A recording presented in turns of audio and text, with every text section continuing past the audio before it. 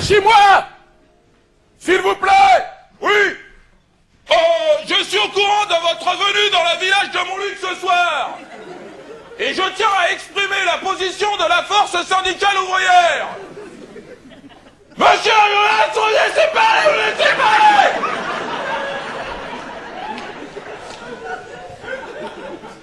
Camarades! Une fois de plus, le patronat s'est rendu coupable d'un acte irréfléchi aux conséquences inassumées! C'est ainsi que 12 de nos camarades des ateliers Chausselaine ont péri dans ce que nous avons baptisé la tuerie de l'assassin innocent. Que les choses soient très claires. En réalité, le camarade Laplume a été victime d'un système corrompu qui l'a poussé dans le tourbillon infernal du rêve capitaliste. Non content, monsieur, je vous ai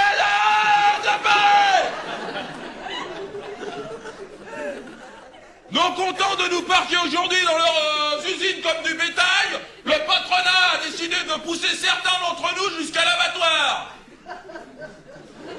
Camarades, l'heure est venue au peuple de prendre les rênes du pouvoir. La tuerie de Montluc est un signe de ras-le-bol de cette classe ouvrière encore exploitée aujourd'hui jusqu'à l'asphyxie.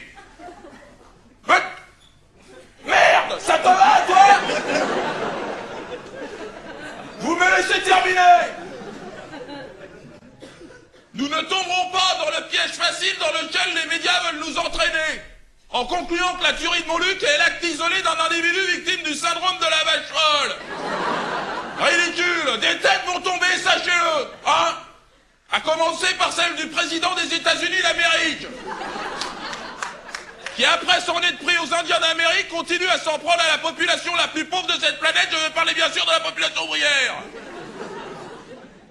12 de nos camarades sont tombés, hein, dont 10 ouvriers qualifiés, hein, OS5, OS6,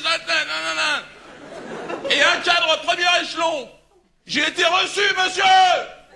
J'ai été reçu en personne par le PDG des ateliers Chausselaine, qui s'engage aujourd'hui à réembaucher 3 ouvriers, alors que quelques heures après le massacre, il nous en promettait 5.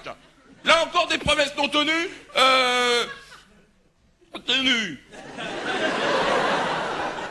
Je profite de l'occasion qui m'est donnée de m'exprimer, monsieur, pour réaffirmer notre détermination dans l'obtention de paniers repas dignes de ce nom. Car là encore, les tranches de pain promises ne faisaient que 5 mm d'épaisseur, alors que, monsieur, les conventions d'août 1944, d'août 1941 proposent 6 cm.